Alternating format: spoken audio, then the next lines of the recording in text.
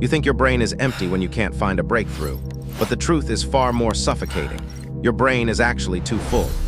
We live in the era of the infinite input trap, a digital gluttony where we consume 10,000 perspectives before we've even formed one of our own. You've been told that more information is the key to success, yet you've reached a point of cognitive congestion where every new insight just adds to the static.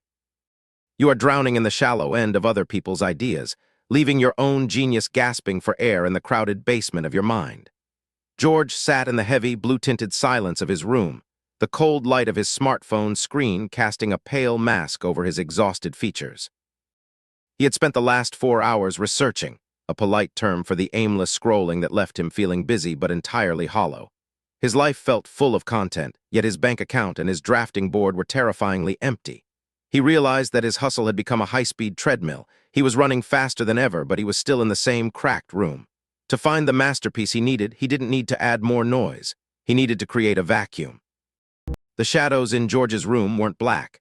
They were a bruised, stagnant blue cast by the flickering ghost of a laptop screen that hadn't been closed in 3 days. He sat at a small wooden table, his spine curved into a question mark, staring at a CAD file that felt more like a prison sentence than a career. The air in the room was thick with the scent of cold coffee and the metallic hum of a cooling fan struggling against the heat of a machine that, much like George, was being pushed far beyond its intended limits. Every surface of the room told a story of just enough. The cracked plaster was hidden behind taped-up sketches of buildings he would never build, and the floor was a graveyard of crumpled energy drink cans, the frantic fuel of a man trying to outrun his own exhaustion.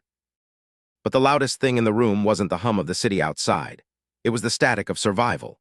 Every time George tried to focus on a single, elegant line of architecture, his mind drifted to the rent he couldn't pay, the urgent emails from freelance clients demanding $20 fixes, and the endless stream of notifications promising that the secret to success was just one more 10-minute video away. He was suffering from cognitive poverty, a state where the sheer mental cost of being poor, of managing every penny and every minute of a failing life, left no room for the very creativity required to escape it. His brain was a crowded subway car at rush hour. There was plenty of movement, but no space to breathe. He looked at his hands, pale and trembling slightly in the blue light, and realized he wasn't an architect anymore.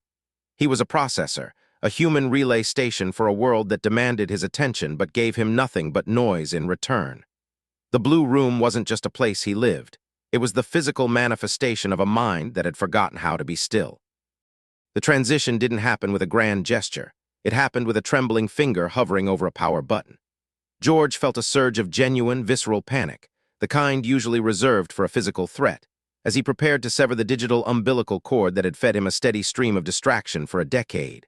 With a final, hollow click, the blue light of the laptop died, and the smartphone's screen went black, leaving the room in a sudden, jarring vacuum. For the first few minutes, the silence was deafening, a physical weight that pressed against his eardrums until he could hear the frantic rhythm of his own pulse. He was now entering the state of the starvation choice. The addiction to input began to claw at his insides, and phantom itch that told him he was missing out, falling behind, and becoming irrelevant with every passing second of stillness. He sat at the wooden table, his hands instinctively reaching for a device that was no longer active, a reflex born of 1,000 mornings spent consuming other people's lives. But as the minutes stretched into an hour, the consumer began to starve, and something else, something older and more patient, started to wake up. George was becoming an observer. Without a screen to mediate his reality, the cracked plaster on the wall became a topographical map. The way the afternoon sun crawled across the floorboards became a study in lighting and shadow. He wasn't doing anything, and the guilt of that inactivity was a cold blade in his chest. Yet for the first time in years, he wasn't a vessel being filled. He was a space being cleared. He sat in the center of his own life, watching the dust motes dance in the golden light, waiting for the noise of the world to stop echoing so he could finally hear himself think. The transition from the observer to the prisoner happened somewhere in the 14th hour of the silence. Boredom wasn't a peaceful state, it was a physical assault. George sat on the edge of his bed, his legs bouncing with a frantic, rhythmic energy he couldn't suppress. It was the withdrawal of the soul, a sensory starvation that made his skin feel too tight for his body. The silence in the room had grown teeth, gnawing at the edges of his resolve. Every few minutes, his hand would twitch toward the empty space on the nightstand where his phone used to live, a ghost limb reaching for a digital phantom. The itch was nearly unbearable. It wasn't a desire for information. It was a desperate primal need to escape the sudden, terrifying confrontation with his own thoughts. Without the constant white noise of the world, every regret he had ever buried began to surface. He remembered the failed projects, the missed deadlines, and the faces of people he had let down. The blue shadows of the room seemed to lean in, whispering that he was wasting time, that he was falling further behind the rest of the world with every second of nothing he endured.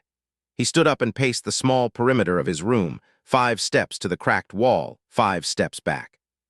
He found himself reading the labels on a stack of old mail just to feel the spark of a word in his brain.